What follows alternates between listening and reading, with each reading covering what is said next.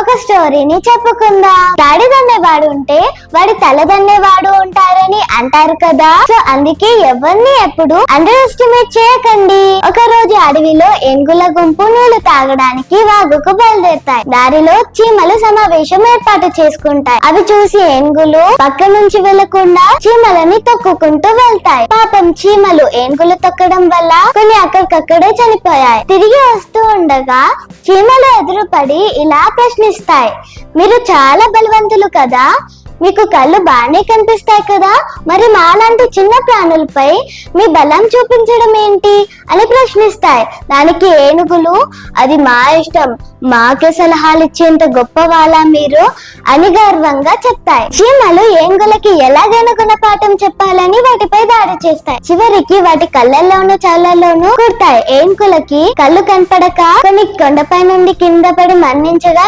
ఇంకొన్ని చెట్లకి ఢీకొని గాయపడతాయి. సో దీన్ని బట్టి మనకేం అర్థమైంది అంటే, మనకి బలం ఉంది కదా అనేసి ఎదుటి వాళ్ళని ఎప్పుడు తక్కువ చేసి చూడకూడదు. Please like, share, comment and subscribe to శీర్షిక.